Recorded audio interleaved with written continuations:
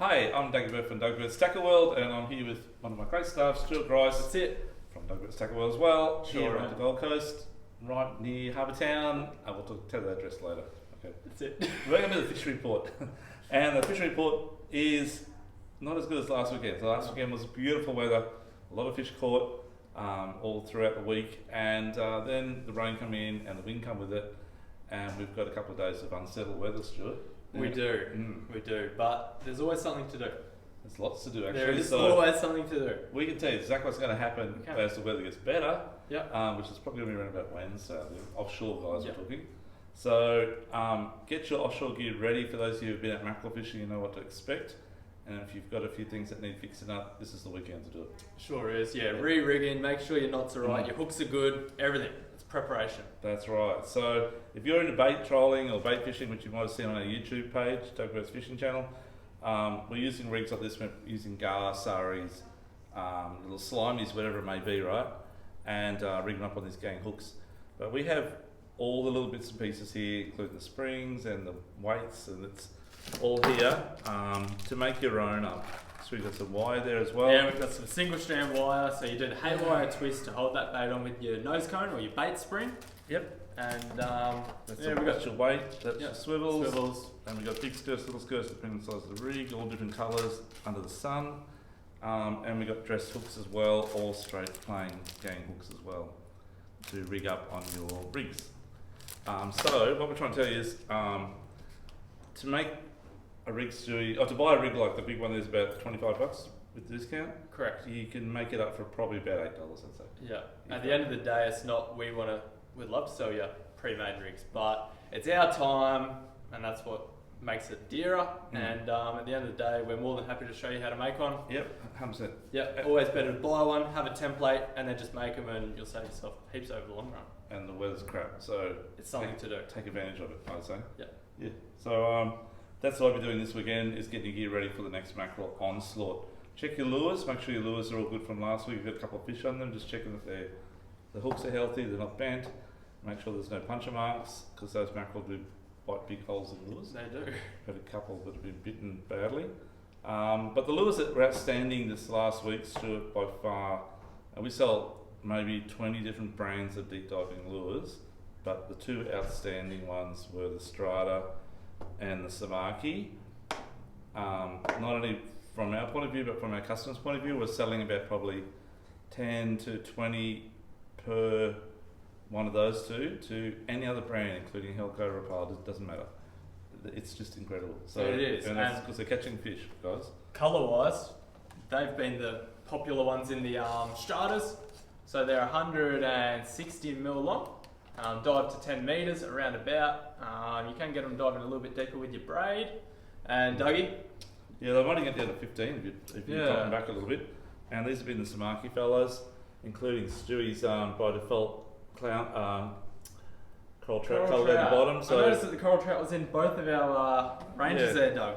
Well, that's right. That was a very very good, educated prediction. That's right. Mine, so, what's that? Well, I'll tell you, I'll just fill the people in here. Here we go. Just quickly, what happened was a while ago, if you remember, I'm showing you like this is a really good colour, and this is a really good colour. And I was like, oh no, this one's the one. No, it was actually more like, that's all Stuart could hold up, because I left a really crazy colour for Stuart. That's right. And lo and behold, it's been smashing. That's alright. So sometimes people are lucky, right? By default. I'll make me own luck. But anyway, let's keep it, let's move right along. Sorry, so we've sorted out your trolling lures.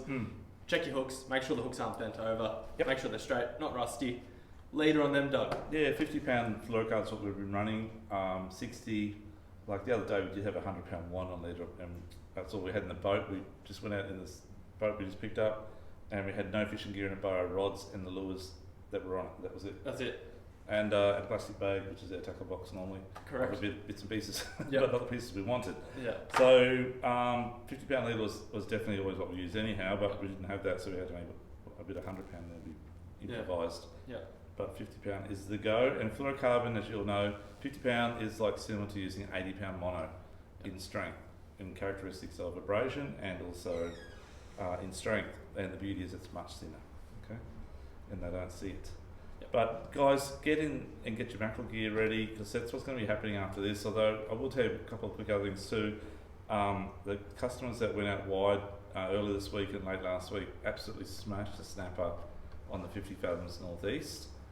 Don't know why they're there, but they're there like in winter numbers. The size is not too bad, from about 40, 45, so above legal size, up to about 65 centimetres. And you catch them two at a time, two drifts you bagged out, because you're only allowed 9 centimetres. Or good question. We'll brush up on that before you go. A bit of homework for you. Yeah, four per. I think it's 4 per person. I think there is a boat limit. There's a boat limit. It's under 10. I know that. Yeah, but you need to check on that. Sorry guys, we are the experts, but only on selling the gear and telling you how to use it. On the numbers, I don't know. And pearlies, Doug, mega pearlies. Yeah, lots of pearlies. Yeah. So a couple of customers went out and fished the outside edge of the 50s. They fished around 90 metres steep and 95, 100, and same deal. 2 drifts bagged out on like 50 centimetre pearlies. So they're really starting to stack up. It's going to be an awesome bottom fishing season, as is the mackerel, like unprecedented amounts of mackerel. The closure that's happening, or they're talking about the closure, I don't know where they get the figures from. They've got rocks in their head, but anyway, that's just my point of view. I think they should talk to a few fishermen. If any people in Parliament are watching, come and talk to us. We'll 40 years fishing for mackerel off the Gold Coast. I can tell you it's the best it's ever been, and we were good mackerel fishing back then as well now, and it's just incredible. But yeah, that's just my thoughts. Maybe it's different up north, I don't know. Yep. Sharks are bad though.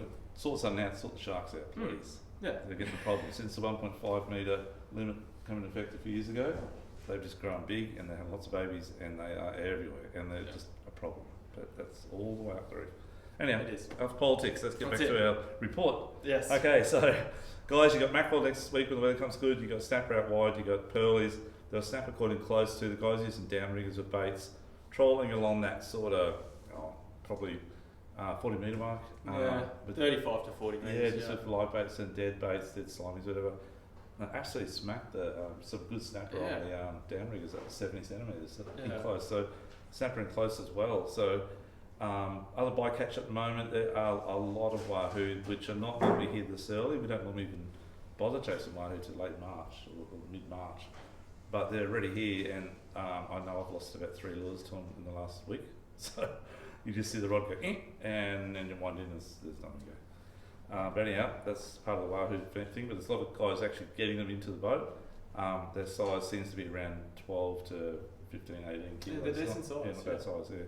So that's part of the bycatch. And little yellowfin tunas, a few little yellowfin tunas starting to reach up as well on the close reef. So palmy and mermaid's been a bit quiet, but that doesn't mean they're not going to be there tomorrow. But I dare say with the rain we just had, Stuart, they're going to be pushed out 24s around about. That's right. And the good thing about it at the moment, the fish have all been deep this season, so whilst it's deep, the water's clear down there, and they'll be happy down there to swim around eating bait, and they probably don't know it's raining out top, except it'll be a bit darker. Yeah, they don't worry about what's happening. They're happy. Yep. They're happy. Okay, so that's the offshore report.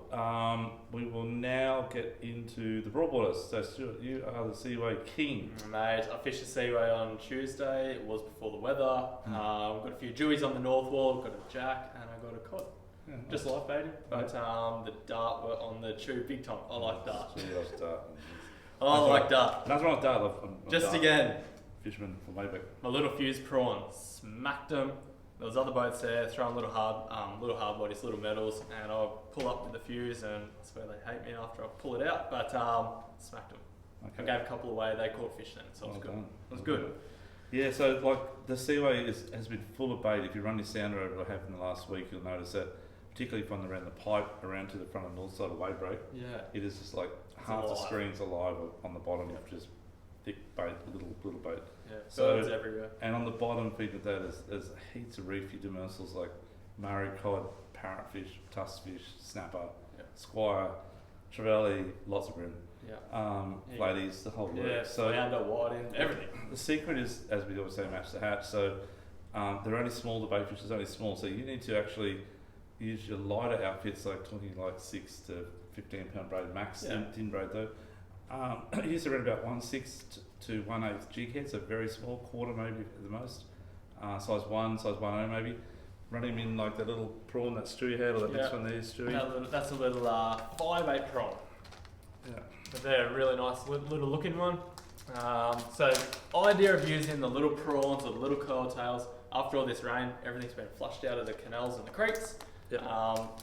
First bit of salinity or salt in the water is going to be around the seaway with lots of tidal flow, and they're going to be eating all of that stuff that's been flushed out. Yep, and jig head wise, like as I said before, small ones, Stuart. Yeah, keep it light, so you don't want it to plummet to the bottom. You want to fish a bit of slack line, jig it, get that little prawn or curl tail flicking, and you want to be in that zone as long as you can. You don't want it like a rock to the bottom. Titsy Neds or Nitros, whichever. Yep. In that small size. These little things, these little fuse triple tails here, they're absolutely humdingers. They're scented, they smell like, if I was a fish I'd eat it. Maybe not today, a couple of bourbons might change.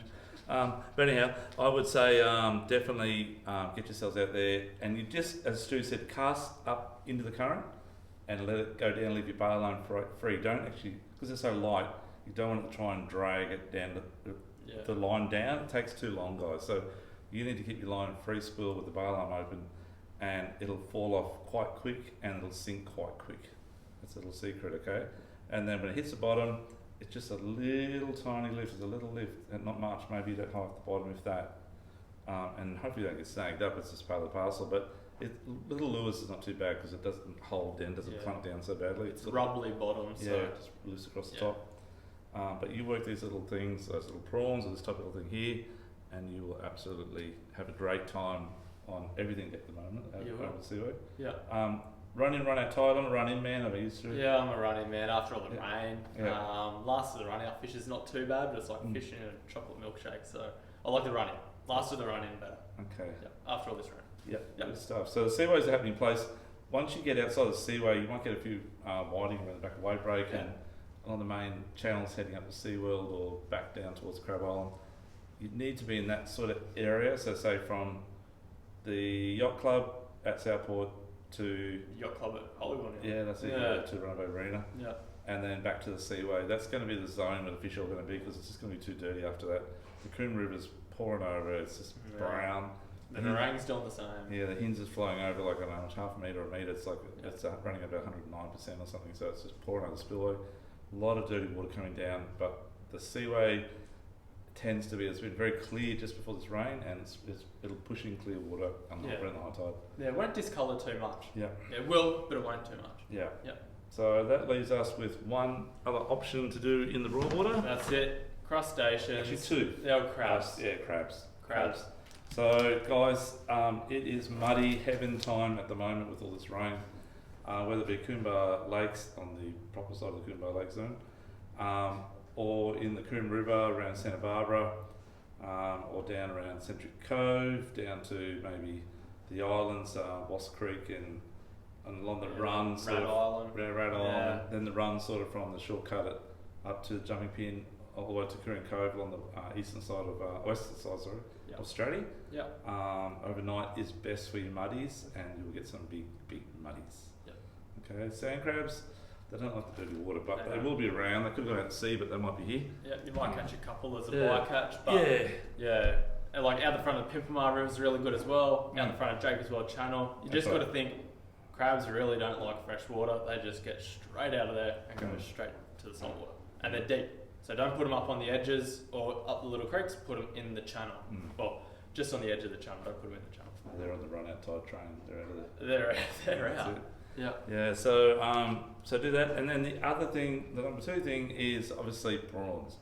Now, if you've been watching Facebook, you will see the prawns this year are extremely large for February. I've never seen them so big in February in my life. Yeah.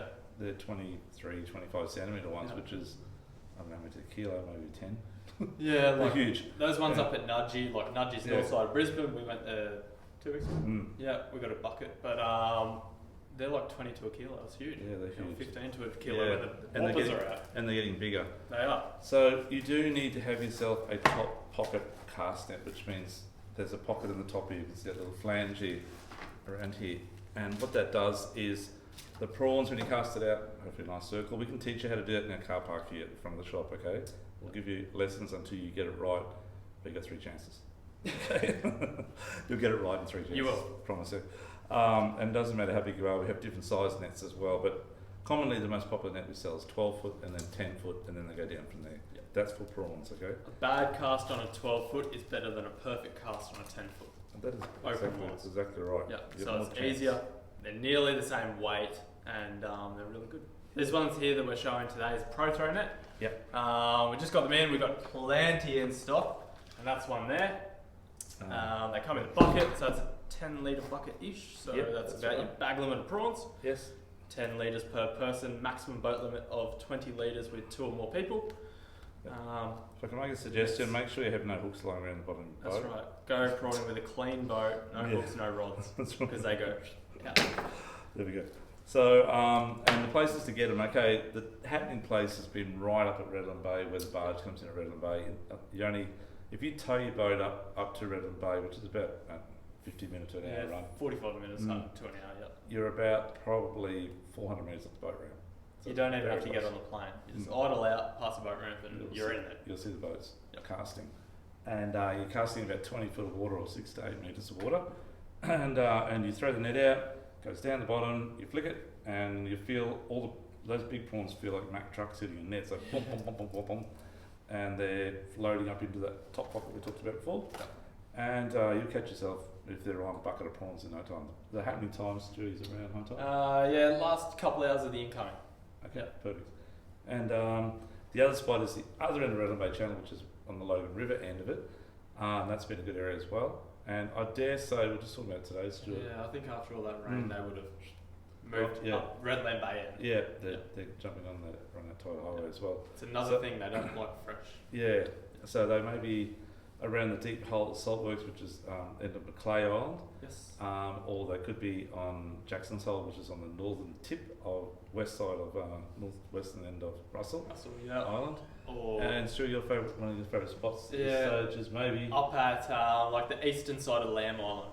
So it's the entrance to the bay. It does get rough there if it's windy, but you can smash the prawns there. I thought you would have said the cliffs. No, the white cliffs are not too bad, but it's a very hit and miss spot. There's a few snags.